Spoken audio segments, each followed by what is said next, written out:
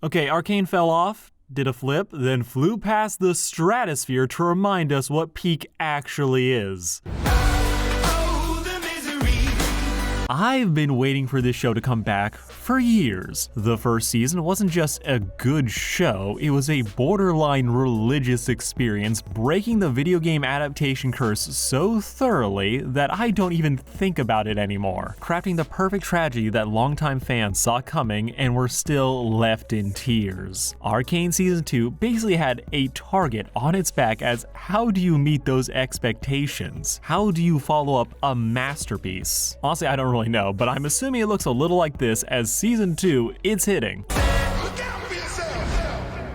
I honestly love that they kept the song for the intro, though the new visuals, while good, did spoil episode 3 for me. But honestly, I don't really care singing it. Yeah, it's still that good. This video, it's not gonna be a review, it's my first impression of Arcane Season 2. Gonna do a lot of gushing, give a lot of thoughts, and a little bit of heartbreak. Honestly, heartbreak all around as this is the divorce season. This video will have spoilers, so if you haven't seen the first 3 episodes yet, go check it out. Come back, as yeah, go into this one blind. Ready? Steady? Time to spoil some things.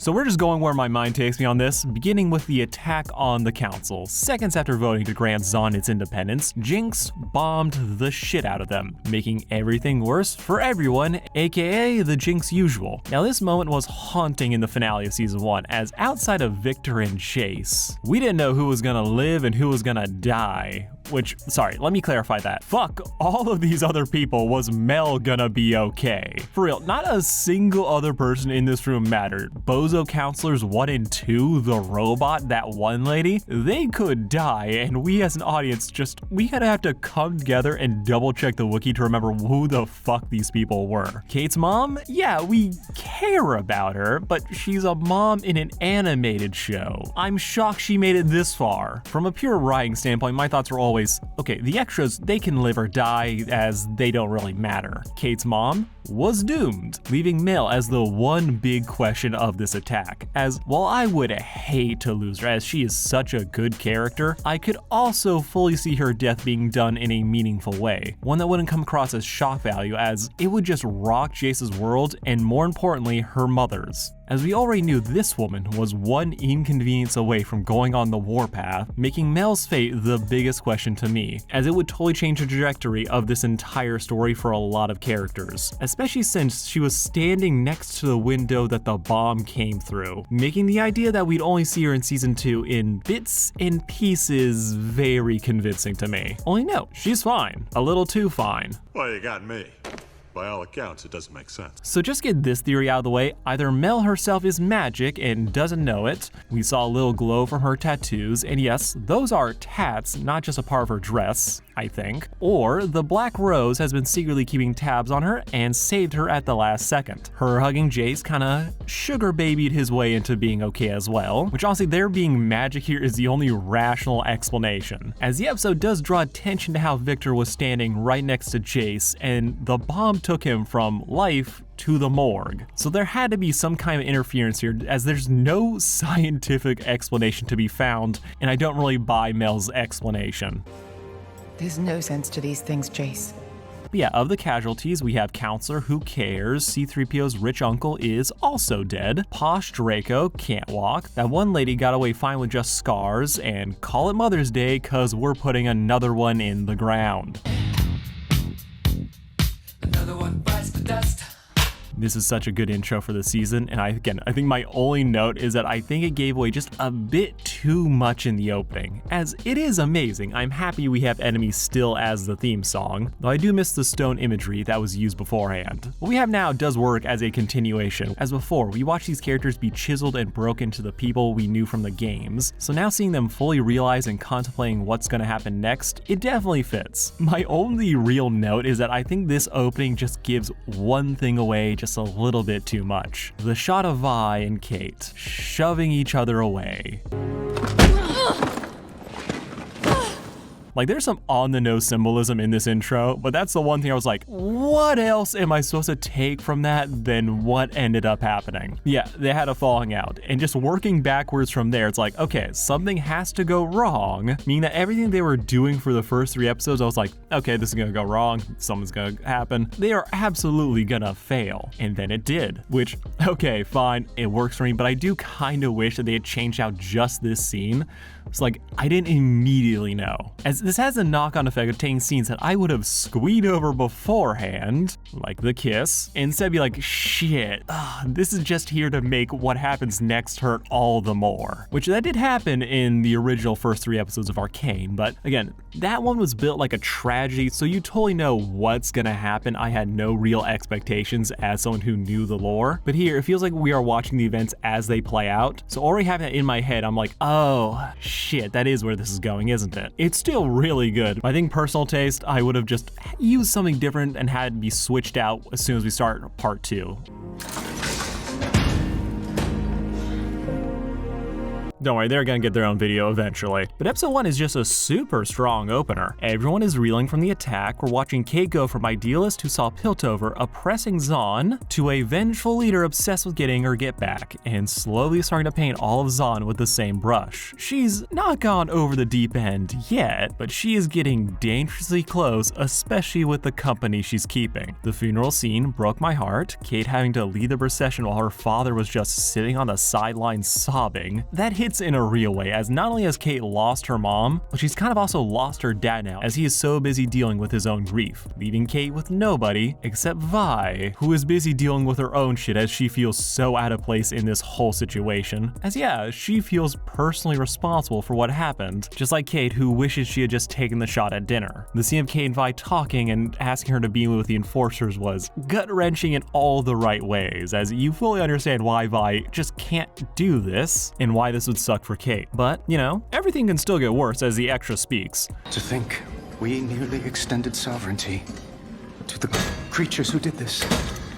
Now I kind of chuckled when Posh Drago showed up, as I thought, okay, we're finally gonna make this guy relevant, really? And I saw that was Mel's mom wheeling him in, and I realized that, oh no, this might be a real problem. As on his own, I would never consider him a threat. But with Ambessa in his ear and pulling the strings, yeah, the danger could be real. This woman wants Hextech weapons and will stop at nothing to get them and to protect her family. And if you think there's lines that she won't cross, mind you, she was introduced murdering a captive royal. I would put nothing past this woman if it served her goals. So her using Draco to further her agenda, bring back the Mel-mom conflict, as Mel, truly such a great character. She goes from the person you think will be like, oh, the shady force that drives our good boy scientists to do the bad thing. Only for us to see that things aren't so simple, that Mel is such a more complicated person than that. As while Mel is down for political corruption and making money, she does have her limits and has serious reservations about what kind of violence she unleashes upon the world. But now her mom is here, serving as the shady force pushing the conflict over the edge. And I am loving Mel's attempts to damage control, to balance the needs of the public versus the reality of the situation. This wasn't Zaun's doing, but it was just Jinx in some ill-conceived act to honor Silco. I'm loving Mel and Ambessa this season, especially with the introduction of the Black Rose, a secret society of Noxian mages who are responsible for the death of Mel's brother. They are out here playing some games, and Ambessa's confrontation with them is great, as it really serves to highlight how this woman is going to do and has done terrible things. But we see the threat she's up against, that there are in fact fish bigger than her, so it goes a long way to make us understand the extreme course of action she's taking. From allowing the surprisingly jacked Chembaron to attack the memorial to kill Jace to avenge her son, how she uses Draco, whose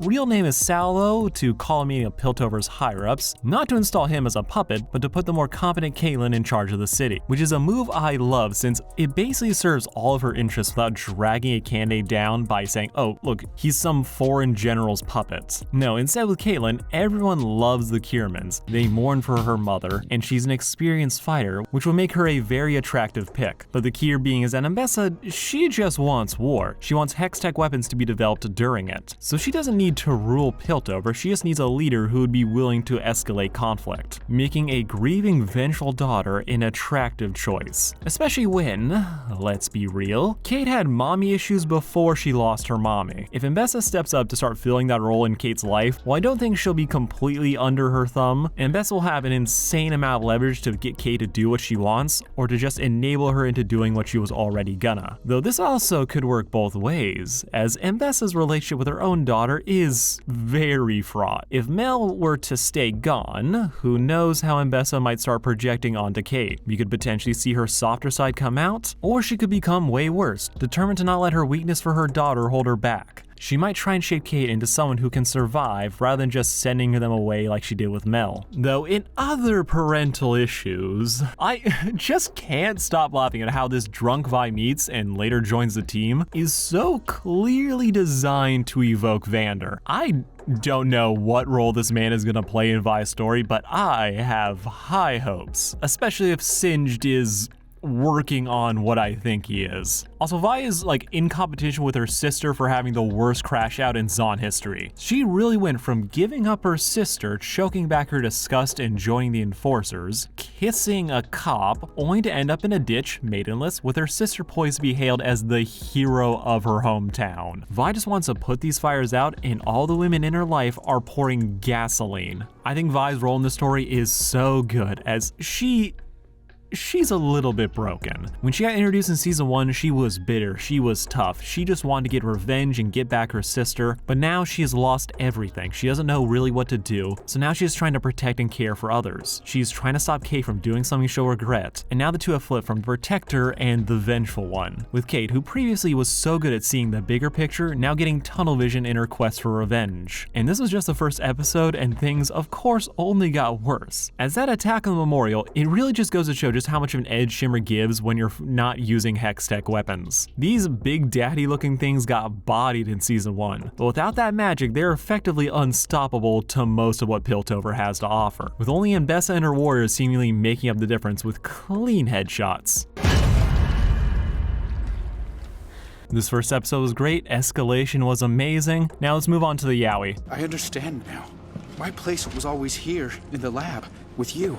True story, I wanted to get a Jason Viktor vid out before this season started, but that didn't pan out. But kinda glad that it didn't, cause I didn't think we'd get this well fed this soon. In a moment that I called, Jace used a hex core to save Viktor, whose life was ending just a little bit faster than expected. Getting trapped in a cocoon, Viktor wakes up as a naked robot man, with him being slightly off. He seems unable to feel cold, with this kicking off many questions and a lot of concerns about it. Just what's going on with him and how much of his actions are really his choice, as he's hallucinating shit, and I'm pretty sure this is just a hex core manipulating him. Now, I basically spent all of season 1 waiting for Jason Viktor to have their falling out. The lore about them has been riddled with retcons, but the idea that Jace and Viktor end up on opposite sides of a conflict, that has been pretty consistent. So the fact that they were able to come back from the brink, to work through their issues and to realize that they were going astray, it really spelled out doom for the both of them going forward. Jace loves Viktor, so for him to just dip is the kind of separation that will leave the both of them for the worst. Something is already going wrong with the Hextech, it's spreading like a corruption, killing Echo's tree, and that is definitely only the start. Couple this with Jace getting more and more comfortable with creating weapons to arm Piltover, which is the one thing that Viktor has always stood against, it wouldn't be too hard to imagine that they'll end up on opposing sides very soon. If Viktor is unintentionally spreading the corruption across the underground while Jace is enabling the persecution of his flock,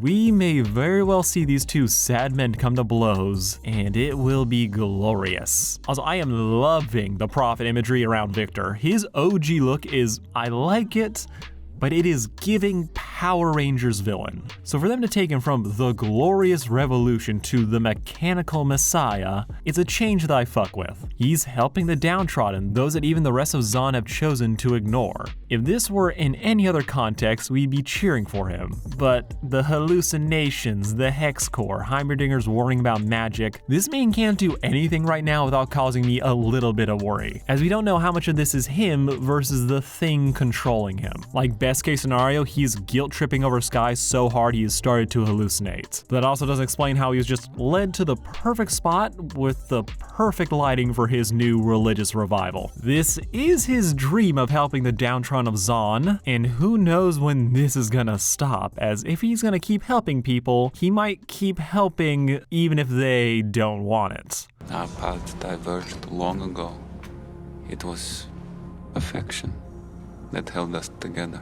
Also, an idea I had about why the Shimmer addicts are just the perfect place for him to start is that, firstly, the hex core, it learns and grows, so it might be getting better at converting people after changing Viktor. But the fact that their bodies have already been ruined by Shimmer, ugly mutations all around, this might be a case where if someone has just overused Shimmer, it makes them easier to change, hence why Viktor would start here over anywhere else. The man needed the substance for his initial conversion, even if he didn't use it for the second or third. But when he healed Glasses, it was surprisingly easy. He fully converted him within a matter of minutes, where it took Viktor like a few days to fully heal. So I do think the overabundance of Shimmer is what makes this easier, on top of the hex core just getting better at it, and adding a nice holy element to it. As while Viktor is black and purple, these guys it's like light purplish, so it looks almost white, which gives a nice, more appealing look, where otherwise people might have second thoughts. Also, the crutch being turned into a shepherd's crook, amazing, love that. But I gotta cut myself off here, as these divorced couples deserve their own videos.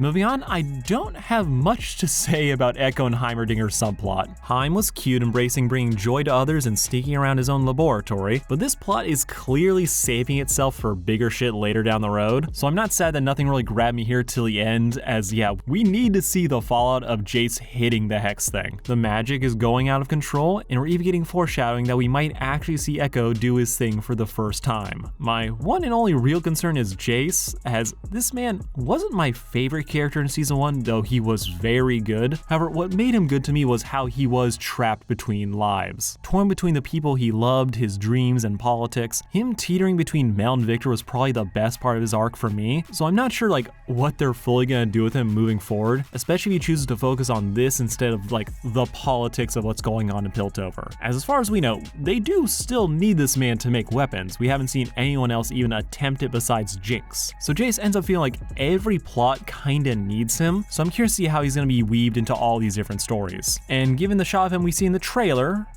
yeah, he's going through it. Also, I am a little bit disappointed we didn't get like one line from Heimerdinger about the state of Piltover. As yeah, they did force him into an early retirement, but it's still his city. And the fact that most of the council is dead and they've now declared martial law and things are set to go to civil war, I'm still waiting for like one line from the good doctor on his thoughts on all this nonsense. Though ignoring the societal struggles of his people to focus on the science is also very in character for him. But that's enough of that.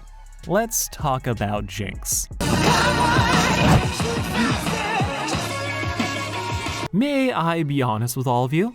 I have no fucking idea what the story is gonna do with Jinx. By far one of the best things in season 1. However, the Jinx we meet here is in such a weird place where I feel like the story can do almost anything with her. They can make her worse. They can have her become some type of force for good for Zon, or she can just keep dragging it closer to destruction. Like really, the Jinx we see in the first 3 episodes is this weird mix of calm acceptance. She has accepted that she is the worst, that she curses and kills everyone that she loves, hence why she's kind of avoiding everyone right now, yet still relying and adding all these new people to her life. Yet she's also clearly looking for death, and that complicates everything. Jinx hasn't really displayed any of her previous psychosis. The voices, the hallucinations, all of them are gone for the moment. So she is in some kind of mood, and she seems lost, unsure of what to do with herself after the high that was bombing the government. She also seems aware, at least on some level, that all this is kind of her fault, that if she didn't do what she did, Piltover wouldn't be sending their goon squad to attack the people and flooding it with poisonous gas. And if she didn't kill Silco, he would have been able to keep order, as you know if he was alive, no Space Baron would never have attempted to kill Jace like she did. Everything Silco built is now crashing down around her, with Jinx not really sure what to do with herself. She kinda just latches on to what she can, from picking up a stray, fixing Savika's arm, then trying to off her sister and Kate. Jinx has never been good at long-term planning, but right now she seems pretty focused on short-term living.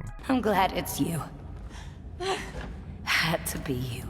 She wanted Vi to end her, and if Silco's words about fighting didn't ring in her ears, she probably wouldn't have much motivation to do anything anymore. So I am very excited to see where the story takes her and how she'll change. The opening already has Jinx waving the flag of Zaun, hinting that she'll probably become just a symbol of the revolution, but I love the touch of just how big and unwieldy it is, possibly showing how this just isn't a burden she's able to carry, that this is a sad, self-hating teenager who's now going to be forced to become some symbol, when really, all she wants to do is go home and cry. Something that makes her a parallel to Kate, who's in a similar position, only she knows what she wants, and it's Jinx dead. You could have just let me eat it. Haven't I done you enough favors? I definitely want to see more of this Jinx and Savika team up, as Savika, another secret MVP of this show. These two could genuinely become great friends, understanding each other in a way no one else could, only for Savika to gut Jinx for being the one to kill Silco. A fact that I'm pretty sure Savika doesn't know, as King Julius on Cracked seems shocked by the info, so it's definitely not common knowledge. I mean, we could watch Savika grow to care about Jinx, only to find out the truth at the worst possible time. And this excites me. No idea what they're gonna do with this kid, but I love how they tried to save Jinx from Vi, creating a situation where Vi talks so much shit about wanting to put down Jinx, only seeing the worst in her, but then that monster she built up in her head shattered by seeing that she does have people who care about her, leaving Vi, who could have just ripped the girl out of Jinx's arms so Kate could take the shot, to instead get in Kate's way, as at this point I do think she wanted to save her sister. The kid was just a convenient excuse, plus her girlfriend was being blinded by rage, which did need to be addressed, except it wasn't, because now Caitlyn is the girl boss dictator with an even eviler girl boss standing behind her. Overall, love this final episode. Truly, this Jinx versus Vi fight felt like the big battle most people expected to get out of Arcane Season 1. This was like, okay, you know where this is headed, only oh shit we don't, this is so much sadder. Well here, this was the big action climax, the one that didn't really solve anything, as it was really just three people trying to punch away their feelings, which is the real source of all of their issues. But then again, the fight was still dope. Savika, she's into that kinky shit. I'm also loving the soundtrack. I did for a second think that they were using more licensed music than usual, but that complaint has no ground to stand on since they had an Imagine Dragon music video mid-episode. This is kind of just what the show does, and all these extra fights this early on have just been more opportunities to use said music. Overall, this was a really good return to form for Arcane. It's not the soul destroyer that Season 1's first act was, but I feel like topping that is kind of impossible to do, as those first 3 episodes basically work to tell their own full compelling story. You could stop right there and you would get a full prequel for just League of Legends, the game. But here, to repeat and get that same level of emotional damage, they would need to wipe out like half the cast and do it in just one beautiful crescendo of horrible timing and feels. This was never gonna get topped, but I'm still very happy with the direction Arcane is going, and I cannot wait to see what happens next. So tell me what you all thought down below. Give me your theories, your thoughts. Subscribe to be notified about when I drop my next couple Arcane videos, as this episode has left me with so much to talk about.